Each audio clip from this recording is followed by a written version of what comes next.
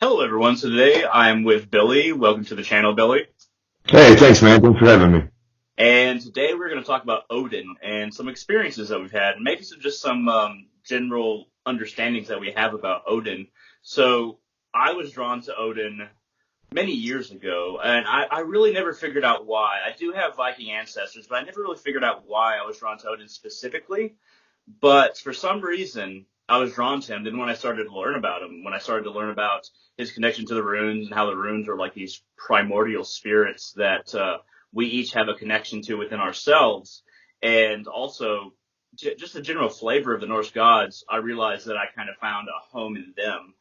What kind of drew you to the Norse gods, Billy? Was there a particular thing, or was it just like on a whim, kind of like with me?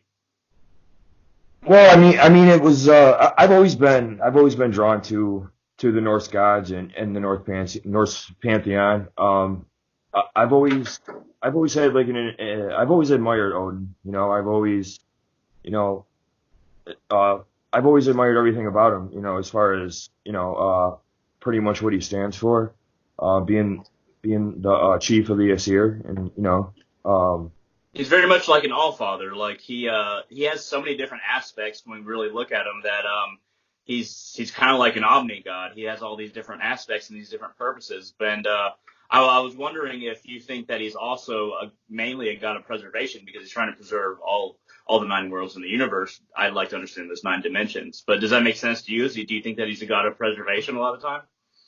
absolutely, I do think that. Yeah, I sort of see him as like, a grandfather or, something like that, where I sort of see him as more of like a family, not so much as, so it's hard to Hmm. sometimes it's hard to you know, kind of relate to certain gods and stuff Hmm. and spirits, but I just really relate to him, and it's just sort of like when I talk to him and stuff, or like not even in a ritual, just when I'm thinking about it, it's sort of like talking to my dad or my grandfather, Yeah. and, and I've always admired a lot of the things about him, about how he's a god of poetry, and you know, he pretty much conquers weakness and fear too. And that's something that I've needed help with over the years with anxiety and depression. So, I mean, I would like to intercede and say that Waylon Skallagrimsson gave me a name that he learned from Odin that actually helps with wordcraft, and that's Wordwolf. Waylon Skallagrimsson, definitely look into him if you're interested in Odin. But Wordwolf is something that that name he exposed to that author, Waylon Skallagrimsson. And so yeah, what you're saying, especially with kind of speechcraft is very much an Odinic thing. A lot of people don't think of Odin and think that he's a bard or somebody who can help you with speech, but really that's a very big part of who he is. So you being a poet, that actually makes a lot of sense. Do you feel like he does help you in that area? I think he does. I think I think he definitely helps me in the more artistic areas. Hmm. Um, I also think that you can definitely feel when you're doing a ritual with him. You can definitely feel the power. And the first time I've ever actually really had anything major happen where I knew something was in the room with me was with Odin. Hmm. Well, how did the presence feel to you? Like, what was the general energy that you were getting back from this presence? Um, it wasn't so much like fear, but I felt like I sort of needed to be careful, Not Yeah. so much not so much that he would like harm me. I just didn't want him to not like me, or Hmm. not like the vibe I was giving off, because I'm a shy person, I'm a little, I get nervous sometimes. You can probably tell I'm nervous right now, stuttering and It's stuff. fine, man. Hey, you just started a YouTube channel, man. I've Yeah, done over 1,000 videos, so I'm kind of used to this whole shindig. But yeah, right. it just takes a little while to get used to. But yeah, no, I know what you're saying. Uh, so I don't know. So like, if we're delving into this presence idea, um, a lot of people who do not believe in Odin or the gods or spirits will be like, okay, maybe that's just your mind playing tricks on you. Um, was there ever a point where like there was something in your physical reality or maybe even your mental reality where you're like, okay, I'm definitely sure that this is a presence? There's definitely, it might not be, not everybody might not think this is for sure, but I, s- I've tried out a few different gods, demons. Hmm. I've never had an actual feeling that, without a doubt, that something's there. Hmm. Um, Definitely, you get like a feeling, like a little bit of a tingly feeling up your back, like your hair stands on end. Yeah. Uh, and the one thing, some people will say, oh, this is breeze or whatever, but the candle flame will go very, very high, and it'll start flickering so hard, and not just for a second, but it'll keep doing it. As soon as Hmm. uh, as soon as I start, as soon as I start calling his name, or if I'll start the invocation or the evocation that I'm doing, I'll start, I'll read some a poem about him or something like that. I could usually tell right away if if something if I'm 100% sure that Yeah. you know Well, uh, like the candle flame a lot of the time is kind of a gateway for gods or spirits to see us. It's more a lot of the times more like a window than like an element, I guess you could say. I've had a lot of experience with candle magic and how beings communicate through candles, and I know what you mean. Like the flame gets longer and then it like flickers a yep. lot, and sometimes it gets brighter, and then it's you really can't explain it unless it's a supernatural thing. And it's not something that you can put before somebody and say, look, this is proof. But for us as an individual, um, it's definitely a sign. Like you definitely feel it in your bones when it happens. Even if like you can't bring it before people as proof, which really isn't something that we should focus on as much. We should focus on our connection to spirits and gods. Yep. And if somebody's more focused on proof, then you might as well be just like one of those ghost hunter shows. Oh, And they rarely they rarely get any results because the spirits and gods know what they're doing. They're just like, I'm not gonna mess with you. Like, why yeah. would I mess with you? Right. I'm gonna mess with somebody who actually believes in me, who actually wants to work with me. They're just like, I guess you could say they're a lot like people in that way. Um, they're a Absolutely. lot Yeah. like people in that way. Um, so, so what are this? I guess I would ask next. We mentioned the side of Odin that works with like speechcraft. We mentioned the idea of him being an all father. Um, there's so many different functions of Odin. There's so many different ways that he manifests for us. Is there have you found that he helps you work on any other realms of yourself? Like, are there any other ways that he has helped you, or ways that you try to work with him to bring that about in a way? Is there anything like that? Yeah. I definitely feel like he definitely. I see him. Another aspect of him that I like is the wizard side or the shaman side, Hmm. and he really brings a lot of strength, like in situations where I feel like I don't know how to get through it. I feel Hmm. like sort of he's good for that because he'll sort of help me realize that I can get through it, and it's sort of an achievement, and it's a reward in itself. Just actually knowing that you can make it through something, like just making it through something, is a reward enough for me because I struggle with anxiety and depression. So Oh, I welcome to mean, the club, man. I'm yeah, schizophrenic myself, so okay, yeah. yeah. So I feel like he definitely helps with like that inner strength, that it's just really it's really crazy. You know, I really I'm sorry, man. It's all good. Uh, So, like, would you say that it's comforting in a oh way? yeah, Yeah, oh yeah, comforting.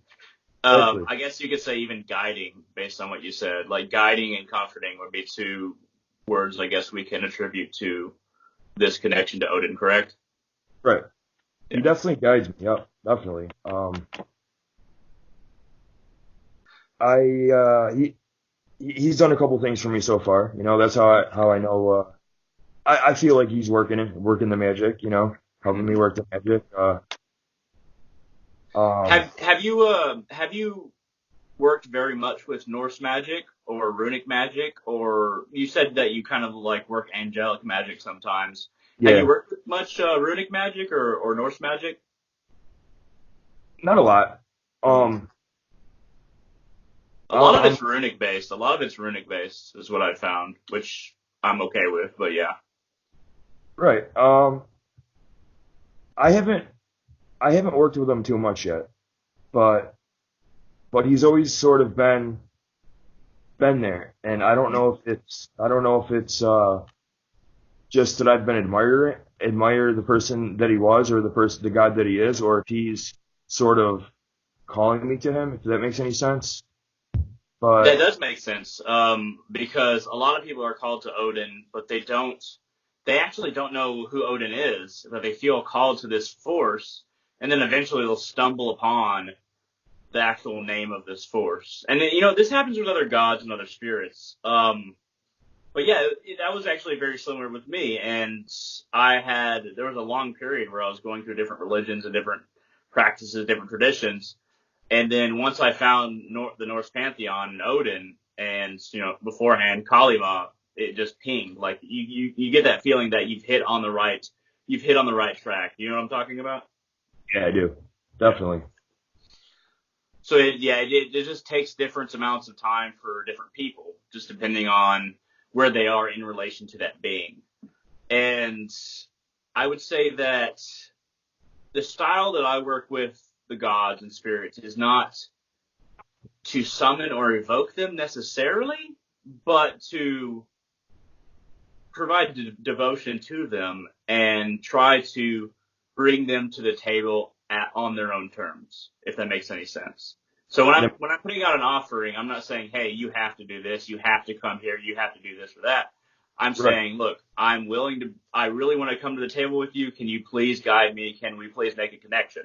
Is that different from kind of what you do, or is it similar? It's very similar. That's very similar. Um, when I talk to Odin, it's more like I mentioned, it's more like talking to a family member. Mm-hmm. Um, and that's different than what I'm used to with, you know, the angel. Evocation. Right. Yeah. It's here's the thing. The thing that I practiced the most, really, like I told you, was the angel magic and the planetary magic, Mm-hmm.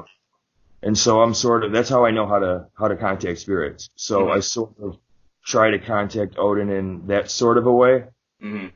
but not exactly the same, because I'm not trying to bind him or anything like that. I'm not trying Yeah. to. I don't Yeah. really do that with the angel magic either, Mm-hmm. but even with Odin, it's even less so. But the thing that I like about working with him is I've never felt the power that I've felt with Odin, and working with any other. I've gone through all the seven spheres, the seven planetary spheres, and of all those workings, I've never had anything happen as strongly as with Odin already. And I mentioned that I haven't been working with him too long. I've always I've always admired him, but the few rituals that I have done with him, it seems like he's definitely working. He's definitely working. Stuff is really going on. Um, I do have a side question that's actually not related to this. So when you're working with the planetary spheres, so I am very unfamiliar with angelic magic and working with the planetary spheres. You probably know a lot more about that than me. Do you feel like the planetary spheres only kind of exist in this realm, or do you feel like they transcend realms in general? Like I know that angels transcend, you know, they are kind of like this realm and the astral realm, as far as I understand. But do you think that the planetary spheres, do they feel like they're vaster than this realm, and we're kind of drawing upon those planetary spheres from other realms where they exist even more, or how do you feel about them? I think the second one that you said, I think that they're actually I don't think they're actually existing in this realm Mm-hmm. per se, but but they don't. I don't think they exist.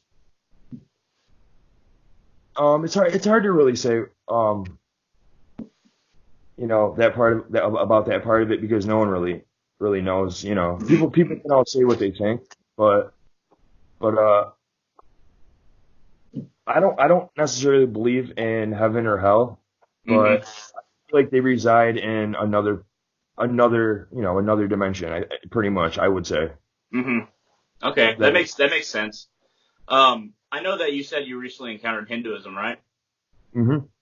That's honestly to everybody watching and you also. Um, that's where I get a lot of my cosmetology. Like, I consider that there are we have the material realm. Everything's very matter and well, energy is very dense here. That's why it's hard for a lot of things to really form in a physical form when you're evoking something. Then you have the astral realm, which actually contains the hells as well, but they're kind of more of a confined space of the astral realm. Then you have the other, I don't know, three-fourths or two-fourths, depending on your point of view. That is the positive side of the astral realm, with positive beings who aren't just concerned with their own power. And then you have the causal realm above that, where you really start to get the blending, where these separate beings do not exist. Like there's no separation between beings. And then my understanding is that the source. I don't like to use the term God because that has a lot of connotations that don't make a lot of sense. So the source is even, I guess you could say, higher than that, but it's not really about higher or lower. It's hard to explain, but it's more it's just pure energy in a way.